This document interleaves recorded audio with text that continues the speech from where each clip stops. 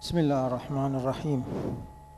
أحمدك اللهم سبحانك وأتوب إليك وأؤمن بك وأتوكل عليك وأشهد أن لا إله إلا الله وحده لا شريك له وأن محمدا عبده ورسوله أدى الأمانة وبلغ الرسالة ونصح للأمة وجاهد في الله حق جهاده وتركنا على المحجة البيضاء ليلها كنهارها لا يزيغ عنها إلا هالك وما يطع الله ورسوله فقد فاز فوزا عظيما وما يعص الله ورسوله فقد ضل ضلالا مبينا. اللهم صل وسلم وبارك وكرم على هذا النبي الكريم آله وصحابته فأحينا اللهم على سنته وأمتنا في ملته واحشرنا في زمرته مع أولئك الذين أنعمت عليهم من النبيين والصديقين والشهداء والصالحين وحسن أولئك رفيقا. أما بعد، السلام عليكم ورحمة الله وبركاته. Alhamdulillah kita bisa bertemu kembali di kesempatan yang penuh barakah ini. Dalam sebuah ayat Allah Subhanahu wa taala berkata bahwa tidak ada sesuatu di muka bumi ini terjadi kecuali sudah diukur sama Allah, kecuali sudah ditakdirkan lebih dahulu. Ma asaba min musibatin fil ard wala fi anfusikum illa fi kitabin min qabli an nabra'aha inna dhalika 'ala Allah yasir. Kata Allah, tidak ada sebuah musibah yang menimpa diri kalian, yang terjadi di muka bumi ini atau yang menimpa diri kalian kecuali sudah ditetapkan sama Allah Subhanahu wa taala min qabli an nabra'aha, sebelum Allah Subhanahu wa taala menciptakan semuanya. Sebelum Allah menciptakan bumi, bumi itu sudah ditakdirkan bentuknya bulat. Sebelum Allah menciptakan manusia, manusia sudah diberi takdir nasibnya begini, umurnya sekian, rezekinya seperti ini, sudah ditetapkan sebelum diciptakan. Wa dzalika 'ala Allah yasir. Dan yang seperti itu bukan suatu hal yang sulit buat Allah. Itu suatu hal yang sangat mudah buat Allah Subhanahu wa taala. Dalam sebuah khutbah Rasulullah waktu menikahkan putrinya Sayyidah Fatimah alaiha salam dengan Sayyidina Ali karramallahu wajhah, bagian dari khutbah itu Rasulullah berkata dalam khutbahnya, fa amrullahi yajri ila qada'ih. Urusan Allah itu, ketetapan Allah itu akan berjalan sesuai dengan qadha-nya Allah. Sampean kan tahu ada qadha dan qadar. Apa perbedaannya? Fa amrullahi yajri ila qada'ih wa qadha'uhu yajri ila qadarih. Qadha itu kepastian, ketetapan, keputusan. Keputusan Allah akan berjalan sesuai dengan qadarnya, sesuai dengan takdirnya. Apa takdir? Takdir itu ukurannya. Ini orang diberi rezeki 5 juta sebulan, ini 10 juta, ada yang sampai miliar. Itu sudah ditetapkan sama Allah Subhanahu wa taala. Walikul, ditegaskan lagi sama Rasulullah, walikulli qadha'in qadar. Setiap ketetapan tadi semuanya sudah diukur matang-matang sama Allah Subhanahu wa taala. Walikulli qadha'in qadar, walikulli qadarin ajal. Takdir tadi juga diberi waktu sama Allah. Ini ditakdirkan sakit. Kapan sakitnya? Hari Jumat jam sekian. Ini ditakdirkan meninggal. Kapan meninggalkan? Hari ini jam sekian. Sudah ditetapkan sama Allah Subhanahu wa taala. Walikulli qadha'in qadar, walikulli qadarin ajal, walikulli ajalin kitab. Semuanya tadi tersusun rapi dalam sebuah buku di Lauhil Mahfuz. Yang memiliki buku itu siapa? Hanya Allah subhanahu wa ta'ala. Yamhullahu ma yasha' wa yuthbit wa indahu ummul kitab. Tapi rahmatnya Allah, karunia-Nya Allah ini hanya untuk manusia ini. Apakah keputusan tadi dan ukuran tadi dan waktu-waktu tadi tidak akan berubah sama sekali? Kata Allah, tidak. Maka dari itu Rasulullah waktu menikahkan putrinya menutup khutbahnya dengan ayat ini. Yamhullahu ma yasha'u wa yuthbit wa indahu ummul kitab. Allah bisa menghapus keputusan-keputusan tadi atau merubahnya atau menetapkannya sesuai dengan iradatnya Allah. Wa indahu ummul kitab. Buku besar, buku catatan-catatan yang penuh dengan kepastian-kepastian, dengan ketentuan-ketentuan dan ukuran-ukuran tetap berada di tangan Allah subhanahu wa ta'ala jalla fi'ulah. Terus pertanyaannya, kalau takdir, qadha dan momen ini bisa berubah, bagaimana cara merubahnya? Ibu-ibu dan saudara-saudara yang saya hormati, sampean ingat mungkin malam nisfu Sya'ban kita membaca doa ingin berubah nasib, ya. Salah satunya cara seperti itu. Bagaimana manusia merubah? Sudah ditakdirkan sama Allah lahir jadi anaknya orang kaya, ditakdirkan lahir jadi anaknya presiden, ditakdirkan lahir jadi anaknya orang yang serba kekurangan. Apakah ini semuanya bisa berubah? Apakah manusia itu diberi kesempatan? Apakah manusia itu diberi kewenangan sama Allah untuk merubah nasib-nasib tadi? Apa jawabannya? Iya. Yamhullahu ma yasha' wa yuthbit. Kata Allah, Allah bisa merubah ketetapan tadi atau menetapkannya.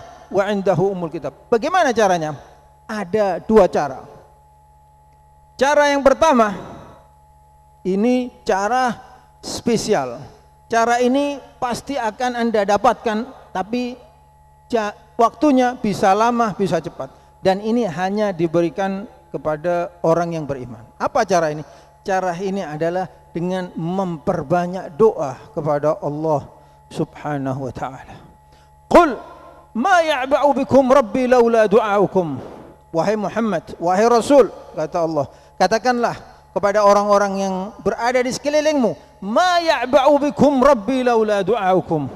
Allah subhanahu wa ta'ala tidak akan menghiraukan manusia ini kecuali gara-gara satu sebab. Apa sebabnya? Manusia tadi mau berdoa kepada Allah subhanahu wa ta'ala. Ad-dunya wa ma fiha la tusawi indallahi janah ba'udah. Kata Rasulullah, dunia seisinya ini yang bintangnya jumlahnya ribuan triliun, di mata Allah tidak mempunyai nilai lebih besar dari satu sayapnya nyamuk. Kenapa? Yang menciptakan Allah subhanahu wa ta'ala. Lahu mulkus samawati wal ard. Semuanya dari Allah, tidak ada nilainya. Tapi bisa bernilai, bisa menjadi sesuatu yang disukai sama Allah, bisa menjadi sesuatu yang diperhatikan oleh Allah. Gara-gara apa? Gara-gara doa. Qul ma ya'ba'u bikum rabbi laula du'aukum. Jadi di saat manusia tadi berdoa kepada Allah, nilainya dilihat sama Allah. Tadi tidak ada nilainya. Yang menciptakan Allah. Allah mau menciptakan sehari 1 miliar manusia bisa. Jangan sehari, 1 detik bisa.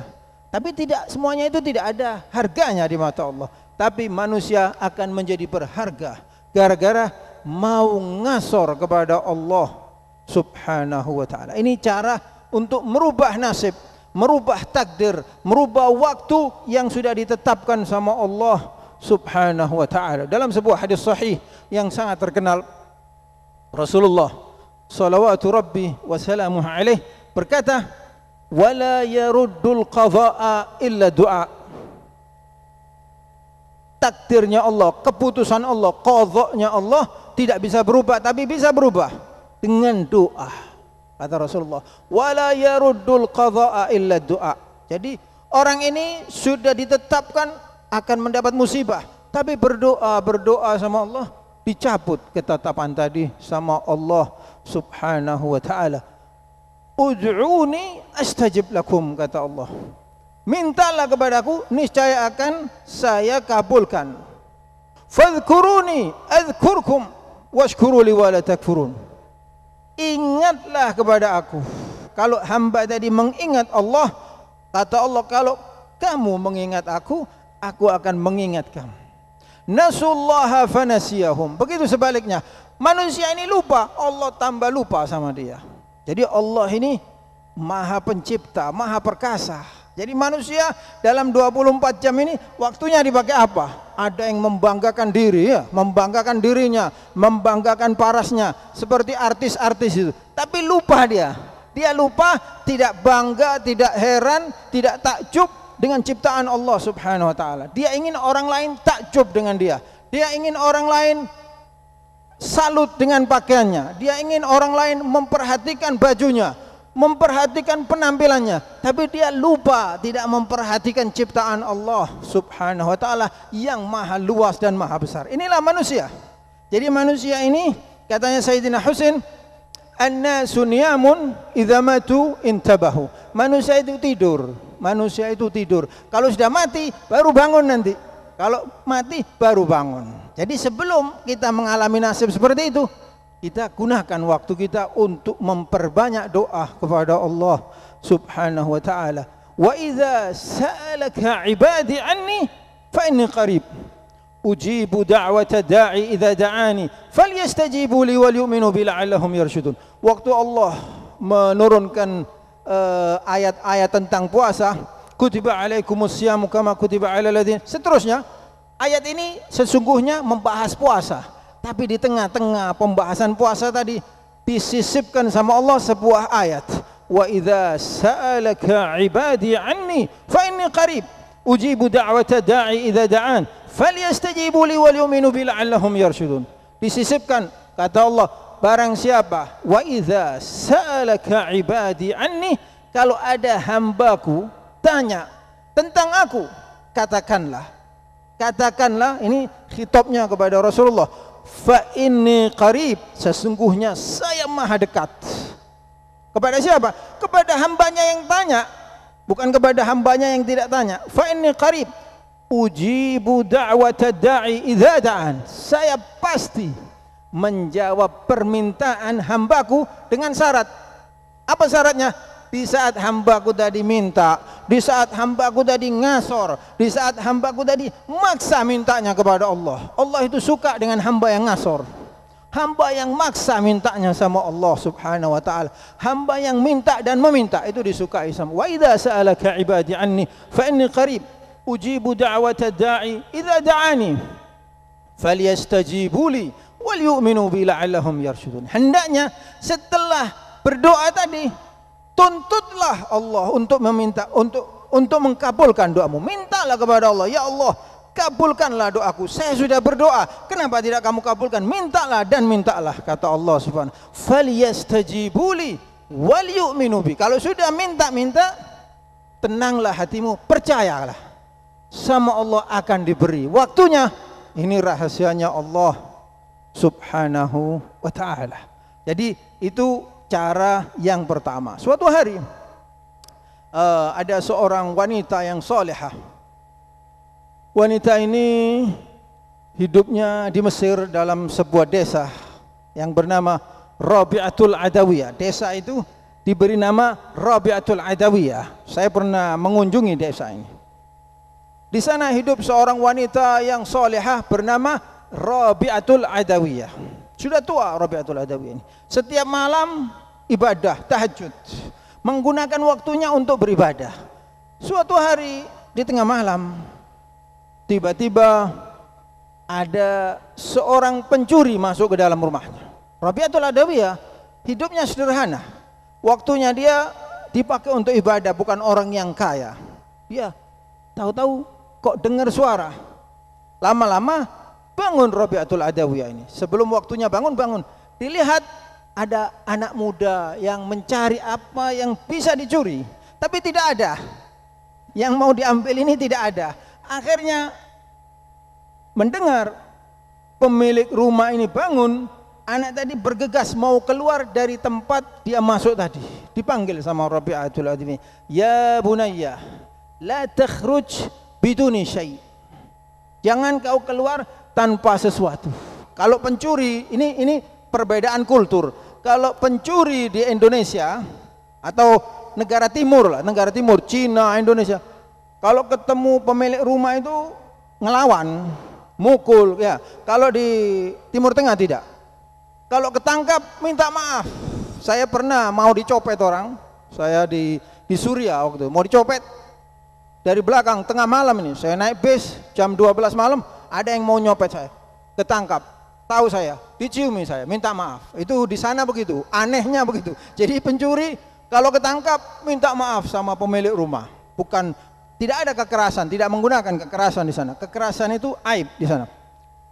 Rabi'atul Adawiyah melihat ada seorang anak muda yang mau mencuri, terus mau melarikan diri. Katanya Rabi'atul Adawiyah, "Ya bunayya, wahai anakku, la takhruj biduni syai'." Kau jangan keluar tidak bawa sesuatu. Heran anak ini. Katanya dia, "Saya tidak mendapatkan apa-apa di rumahmu. Ma wajadtu fi baitika syai'." Katanya dia, "Saya tidak mendapatkan sesuatu. Mau ngasih apa kamu? Rumahmu sangat tidak ada isinya." Katanya Rabi'atul Adawiyah, tunggulah sebentar. Masuk Rabi'atul Adawiyah, diambilkan sebuah ibrik. Ibrik itu ceret besar untuk wudu, sama dibawakan tikar.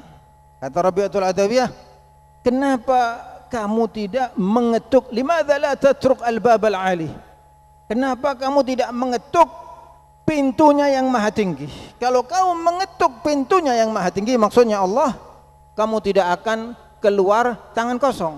Coba kamu wudu dan sholatlah 2 rakaat saja. Katanya Rabi'atul Adawiyah, sholatlah 2 rakaat saja. Mintalah kepada Allah subhanahu wa ta'ala, niscaya hajatmu akan dikabulkan. Akhirnya malu anak ini, sholat 2 rakaat setelah berwudu. Setelah sholat 2 rakaat, kepingin sholat lagi sampai azan dia belum berdiri dari atas tikarnya. Rabi'atul Adawiyah heran melihat anak ini masih beribadah. Ditanya sama Rabi'atul Adawiyah, "Apa yang kau dapatkan?" Kata anak tadi, "Saya telah diberi sama Allah apa yang saya harapkan." Maksudnya dia, hatiku dilapangkan untuk bertobat, dan bertobatlah anak tadi. Alhasil kisahnya panjang. Maka dia jadi seorang ulama, kemudian dia jadi salah satu seorang ulama yang terkenal. Rabi'atul Adawiyah berkata, "Ya Allah, dari dulu saya berdoa, belum kamu kabulkan.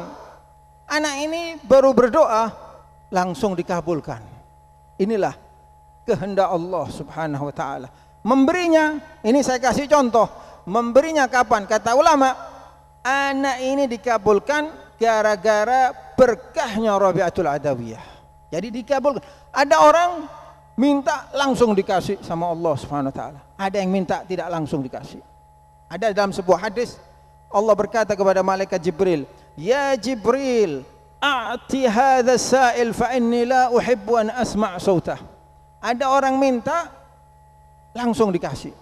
Gara-gara Allah mengatakan kepada malaikat Jibril, "Wahai Jibril, berilah ini. Saya tidak ingin mendengar suaranya dia di langit."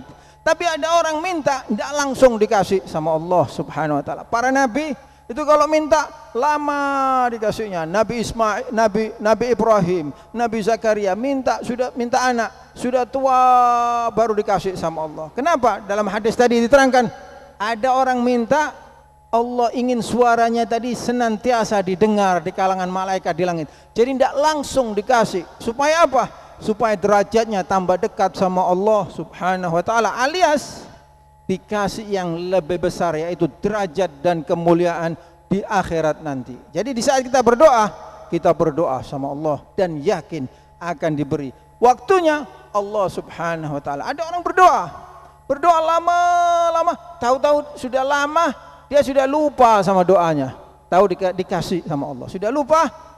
Permintaannya tadi datang, wa ma kana rabbuka nasiya. Jadi Tuhanmu itu, Allah itu tidak lupa dengan doa. Doa ini kata Rasulullah Doa ini mukhul ibadah. Doa ini adalah kerangkanya ibadah, otaknya ibadah. Orang yang beriman itu selalu berdoa kepada Allah Subhanahu wa taala. Jadi ini cara pertama untuk merubah apa? Merubah nasib kita, merubah ketentuan kita, merubah takdir kita. Ini hanya diberikan kepada orang yang beriman.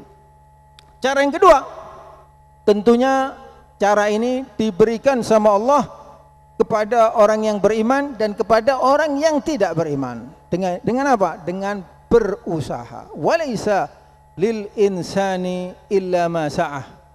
Kata Allah Subhanahu wa taala, manusia itu tidak bisa memiliki sesuatu kecuali gara-gara dia berusaha. Ini kodratnya begini. Jadi di saat manusia diciptakan sama Allah, sebelum Allah menciptakan Nabi Adam, Allah berkata kepada malaikat, wa idh qala rabbuka lil malaikati inni ja'ilun fil ardi khalifah qalu ataj'alu fiha man yufsidu fiha wa yasfiku dima, sampai seterusnya. Waktu Allah mau menciptakan Nabi Adam, Allah berkata kepada para malaikat, wahai para malaikat, saya akan menciptakan khalifah di muka bumi. Apa artinya khalifah? Khalifah itu penggantinya Allah. Sebelum ada manusia, siapa yang ngurusi bumi? Allah Subhanahu wa taala. Setelah manusia diciptakan, manusia diberi saham, diberi andil, tidak 100% tentunya, diberi andil untuk mengatur bumi. Itu namanya khalifatullahi fil ard.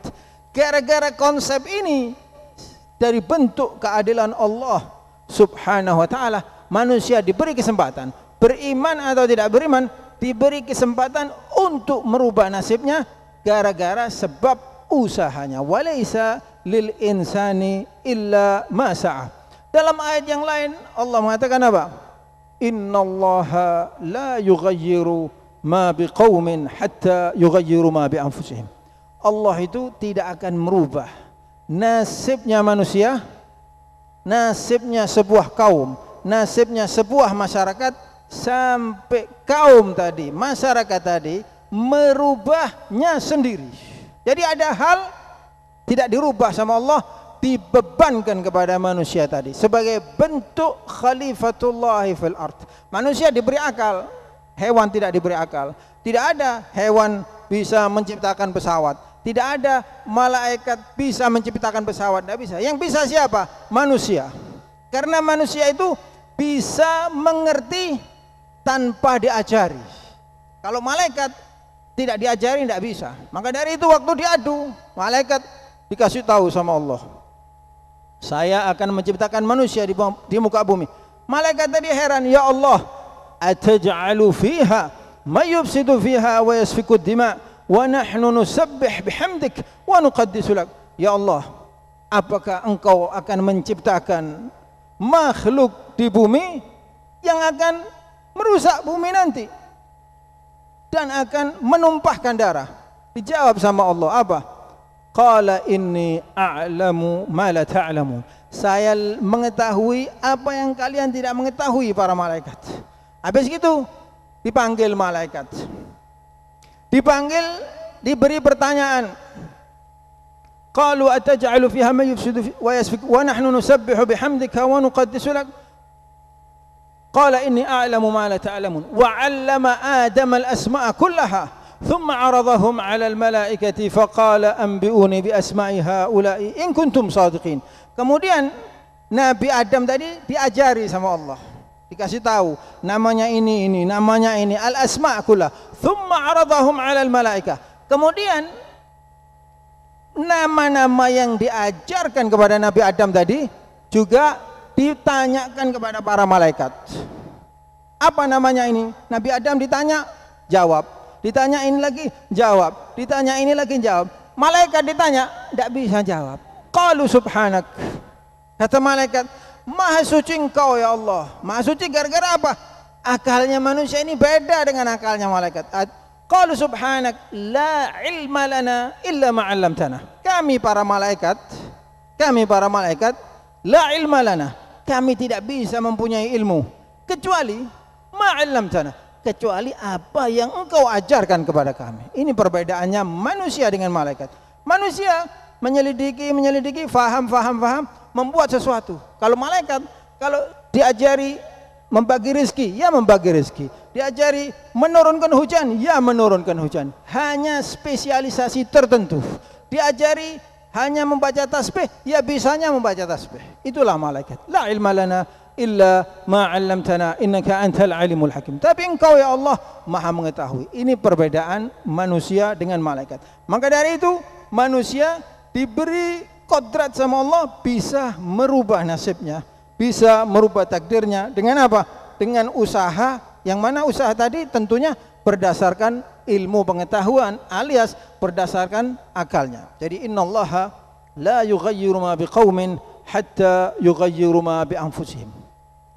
Di ayat yang lain Allah Subhanahu wa taala mengatakan wa kullu insanin alzamnahu ta'irahu fi 'unuqihi wa nukhriju lahu yawmal qiyamati kitaban yalqahu mansyura iqra' kitabak kafa bi nafsika al-yawma 'alaika hasiba. Jadi dulu orang-orang Arab di zaman jahiliyah kalau mau berdagang dia menggunakan logika jahiliyah, logika yang sebetulnya tidak logis. Jadi mau berdagang melihat burung, ini keyakinannya mereka. Kalau burung tadi itu belok ke kanan, mereka meyakini dagangannya ini akan laris. Tidak menggunakan ilmu marketing, tidak menggunakan ilmu manajemen. Wah, nggak ada gitu-gitu. Pokoknya ngelihat burung, burungnya ke kanan, oh dagangan saya laris, berangkat kerja, berdagang. Kebanyakan mereka dulu berdagang atau berternak. Kalau burungnya belok ke kiri, ini katanya mereka sial, tidak jadi berangkat dagang, percuma, rugi. Nah, keyakinan seperti ini dihapus sama Allah, dikikis, dibatalkan sama Allah. Wa kullu insanin alzamnahu ta'irahu fi 'unuqihi. Setiap manusia, kata Allah, nasibnya saya gantung pada lehernya. Tentunya ada nasib yang tidak bisa kita rubah. Tidak ada orang bisa merubah laki menjadi perempuan sebelum lahir, tidak bisa. Ada orang bisa merubah tua kembali muda, tidak bisa. Tapi ada nasib yang bisa dirubah. Nah, ini yang dimaksud sama Allah. Wa kullu insanin alzamnahu ta'irahu fi 'unuqihi. Nasib setiap manusia itu saya gantungkan pada lehernya. Sampean mau jadi dokter, ya kuliah kedokteran. Mau jadi notaris, ya kuliah jadi notaris. Mau jadi ustadz, ya belajar agama. Begitu, merubah nasibnya. Wa kullu insanin alzamnahu ta'irahu fi 'unuqihi wa nukhriju lahu yawmal qiyamati kitaban yalqahu mansyura iqra' kitabak kafa bi nafsika al-yawma 'alaika hasiba. Nanti manusia di hari akhirat nanti sama Allah diberi buku. Buku apa? Hasil usaha-usahanya. Jadi manusia ini ada buku mencatat ini doa-doanya dia, hubungannya dia sama Allah, ibadahnya dia. Juga mencatat usahanya, dicatat sama Allah. Tidak pakai dijelaskan lagi. Kamu lulus masuk surga tanpa hisab, enggak ada penjelasannya. Kata Allah, lihatlah sendiri rapotmu ini. Wa kullu insanin alzamnahu ta'irahu fi 'unuqihi wa nukhriju lahu yawmal qiyamati kitaban yalqahu mansyura iqra' kitabak kafa bi nafsika al-yawma 'alaika hasiba. Kata Allah, silahkan, monggo dibaca sendiri buku ini, hasilnya dilihat sendiri. Semuanya tercatat rapi, pekerjaan-pekerjaan Anda. Oh, Anda dulu rajin sekolahnya, terus lulus dapat pekerjaan yang bagus. Oh, dulu waktu kuliah ini sering bolos, sering tidak masuk, terus tidak bisa kerja, protes sama Allah, berdoa. Loh, kata Allah, kau kemanakan waktu yang sudah saya beri? Ya, waktu yang sudah saya beri, saya kasih kecerdasan, saya kasih tenaga, saya kasih akal, saya kasih orang tua yang mampu, tapi disia-siakan semuanya, nggak masuk ilmunya. Yang nggak ada orang mau memberi pekerjaan orang yang tidak qualified. Ini maksudnya. Jadi diingatkan sama Allah Subhanahu wa taala, wa kullu insanin alzamnahu ta'irahu fi 'unuqihi wa nukhriju lahu yawmal qiyamati kitaban yalqahu mansyura iqra' kitabak kafa bi nafsika al-yawma 'alaika hasiba. Itu cara yang kedua. Di saat orang berusaha, usaha itu membutuhkan kesabaran. Rasulullah tidak mengajari manusia ini komputer, nggak diajari sama Rasulullah. Tapi diajari sesuatu yang membuat Anda bisa segala-galanya. Apa sesuatu itu? Sabar. Dengan sabar ini manusia bisa segala sesuatu. Mau apa Anda bisa. Anda mau jadi ini bisa dengan kesabaran. Jadi orang berusaha itu membutuhkan kesabaran. Kata seorang ulama, Allah Subhanahu wa taala itu memang menjadikan kehidupan di dunia ini membutuhkan perjuangan. Walaqad khalaqnal insana fi kabad. Sampai tahu hujan itu kalau distatistikkan 70% turunnya di gunung atau di laut. Padahal laut itu enggak butuh air. Tapi sama Allah diturunkan di laut, diturunkan di gunung yang sudah sejuk. Tumbuh-tumbuhan, pohon mangga misalkan ya, bunganya banyak, tapi yang jadi nanti berapa persen? Paling 30%. Yang 70%-nya rontok, nggak jadi. Hewan, ada orang-orang yang ahli hewan itu, ahli binatang buas, dia menyelidiki. Ternyata binatang-binatang seperti macan, seperti itu kalau mengejar mangsanya nggak langsung dapat, sampai puluhan kali baru dapat. Jadi ini apa? Artinya apa? Ini kodratnya Allah untuk kehidupan di dunia. Jadi manusia di dunia itu harus berjuang dulu baru mendapatkan kemuliaan. Katanya orang-orang para salaf, manalal majdah hatta dzaqal mararah. Orang itu tidak akan mendapatkan kemuliaan sampai merasakan pahitnya perjuangan. Ini sudah sunnatullah. Kalau orang itu enggak mau capek, enggak mau susah, dia tidak akan diberi fadilah sama Allah, tidak akan diberi kemuliaan. Tapi dengan perjuangan dan kesabaran, orang itu akan merubah nasibnya. Jadi cara yang kedua ini berusaha, jangan baru berusaha sekali sudah menyerah. Jangan, berusaha itu berkali-kali. Ada seorang Polandia yang pernah ketemu sama saya. Orang ini nggak bisa bahasa Inggris, tapi hidup di Eropa dia. Dia cerita sama saya. Waktu itu dia butuh membuat surat, nggak bisa membuat surat. Tanya sama saya, bisa kamu membuatkan saya surat? Berapa biayanya? Oh ya bisa. Saya bilang biayanya sekian. Ditawar sama dia. Oh saya bilang saya nggak ada sistem tawar-tawaran. Kalau mau biayanya sekian, kalau nggak mau ya sudah. Akhirnya mau dia. Terus saya tanya, saya lihat, waduh ternyata ini dia mau membuat sebuah nota untuk penjualan. Saya lihat, kok besar sekali penjualannya. Ini orang nggak bisa bahasa Inggris. Kamu kerja apa? Saya tanya, katanya dia, saya jadi tukang, saya borong-borong. Waduh, alhasil pemasukannya banyak sekali. Terus saya bilang, coba ceritakan kehidupanmu. Katanya dia, saya ini waktu di Polandia, saya itu sekolah SD, SMP, SMA, nggak sampai kuliah saya. Tapi saya bisa nukang. Waktu saya datang ke negara ini, saya tidak bisa kerja. Terus saya menikah dengan seorang wanita. Mertua saya ini protes terus. Mertua saya ini selalu protes sama saya. Kata dia, kamu ini ke gereja nggak mau, kerja nggak mau. Apa terus kau ini? Lelaki apa nilainya kamu ini? Sudah malas, sudah tidak ke gereja, tidak punya uang.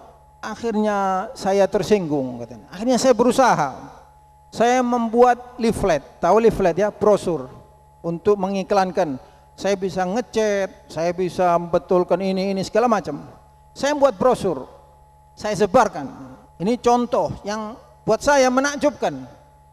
Saya menyebarkan 10.000 brosur tadi. Gak ada yang telepon saya, gak ada yang telepon katanya dia. Akhirnya saya nyetak lagi 10.000. Saya sebarkan lagi. Gak ada yang telepon. Sampai saya mencetak 100.000 brosur lebih. Ada yang telepon satu orang. Ini contoh. Jadi orang itu berusaha itu jangan sekali gagal menyerah, jangan. Karena kegagalan itu adalah pelajaran. Oh, berarti kita belum sampai ilmunya. Gagal itu karena Anda belum tahu ilmunya. Kalau Anda tahu ilmunya, Anda tidak akan gagal. Gagal itu ilmunya belum tahu. Ada orang belajar teori, tapi ada orang belajar dari praktek. Yang dari praktek ini lebih mahal daripada yang teori. Jadi saya heran, tercengang mendengar dia, namanya Gordon. Terus bagaimana? Terus ada satu orang order saya, bisa kau betulkan rumah saya ini bocor gini-gini. Oh ya, bisa. Terus di chat ini. Berapa? Ini $60.000 katanya dia. Waduh, saya heran. Terus diterima. Akhirnya kerjaan saya bagus. Dia cerita ke temannya, kebetulan manajer sebuah bank katanya dia. Kebetulan banknya ada yang perlu dibereskan, lantainya diganti. Manggil saya. Waduh, jadi alhasil pemasukannya dia menjadi orang yang sangat kaya. Gara-gara apa? Dia tidak putus asa. Jadi berjuang ini diberikan sama Allah Subhanahu wa taala. Diberi, orang yang berjuang ini diberi sama Allah. Meskipun dia itu kafir. Kata Allah, "Wa hum fiha la yubkhasun. Walakin laisa lahum fil akhirati illa an-nar." Orang-orang kafir, kata Allah, yang berusaha tidak diganggu sama Allah. Bagian usahanya tidak diganggu, diberi sama Allah. Man yuridu dunya nu'tihi minha wa man yuridul akhirah nu'tihi minha. Barang siapa yang mengejar dunia, berusaha dikasih sama Allah. Walakin laisa lahum fil akhirati illa an-nar. Tapi orang-orang yang tidak beriman tadi, yang berusaha dikasih sama Allah, tapi tentunya kata Allah di akhirat tidak dikasih surganya. Surganya ini hanya untuk orang yang beriman. Jadi dua cara ini kita ingat-ingat. Pertama, berdoa. Orang yang beriman menggunakan dua cara ini. Dia berdoa karena ada hal tidak bisa kita rubah kecuali dengan doa. Ada masalah tidak bisa kita rubah kecuali dengan usaha. Orang yang beriman dua-duanya. Dan tolong kalau berusaha jangan cepat menyerah, jangan cepat putus asa. Kalau enggak sukses, anggaplah ini masih proses untuk memahami apa yang Anda perjuangkan. Anda mau jadi apa saja bisa. Apalagi di zaman sekarang ini ya, zaman kecanggihan, segala sesuatunya sudah terbuka lebar. Anda mau jadi apa saja sekarang bisa. Anda mau impor, ekspor, Anda mau apa saja bisa. Karena hanya dengan modal HP sekarang. Tapi banyak orang yang nggak sampai cita-citanya. Kenapa? Gara-gara baru berusaha sekali, dua kali, nggak mendapatkan, menyerah.